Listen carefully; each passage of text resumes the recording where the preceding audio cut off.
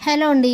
Kaveri కాంచనకు phone చేసి Kashi accident చేసి arrest అయిన విషయం, అలానే కార్తిక్ వాళ్ళెవరికి ఈ విషయం తెలియనివ్వకుండా శ్రీధరే కాశీని విడిపించి అలాగే వాళ్ళ ఇంట్లోనే ఉంచుకున్న విషయం అయితే చెప్తుంది.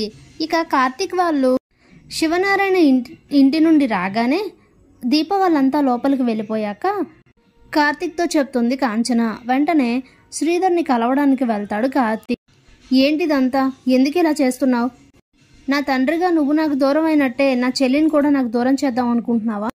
ఎందుకు కాశీ అరెస్ట్ అయిన విషయం నాకు తెలియనివ్వలేదు అని అంటే, నీకు బాధ్యత తగ్గిద్దామని చెప్పలేదు.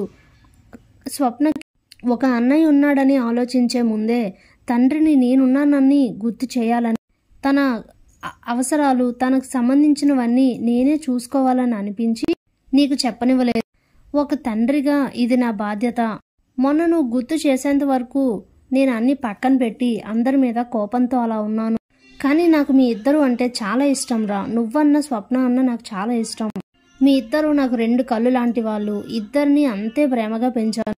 నా మాట వినకుండా ఇబ్బందుల్లో పడుతున్నారనే ఇదంతా చేశానని అంటే, అదేం కాదు, స్వప్న కాశీని పెళ్లి చేసుకుంటే నీ రెండో పెళ్లి విషయం బయటపడుతుందని అలా చేసావు అని చెప్తే, పోనీ అలానే అనుకో, కానీ అందులో మాత్రం ఏమర్థం ఉంది? ఈ విషయం తెలిస్తే మీ అమ్మ తట్టుకోలేదనే కదా ఇదంతా చేశాను. లేదంటే నేను మగాడిని రెండు పెళ్లిళ్ళు చేసుకుంటే ఏమైంది అని ధైర్యంగా చేసుకుని తిరగచ్చు కదా. కానీ ఎందుకు అలా చేయలేదు? మీ అమ్మ గురించి ఆలోచించే కదా. అదెందుకు అర్థం చేసుకోవట్లేదు అని అంటే, అది సరే, ఇంతకీ విడిపించి వాళ్ళకి డబ్బులు కూడా ఇచ్చావంట అని అంటే, మరి కూతురుకు పెళ్లి చేసి కట్నం ఇవ్వలేదు కదా, దానికి వడ్డీ అనుకుంటాను అని అంటాడు. మరి వాళ్ళని ఇంట్లోనే ఉండమన్నావట అని అంటే, అవును, మరి కాశీ ఎవరు? కూతురు భర్తే కదా.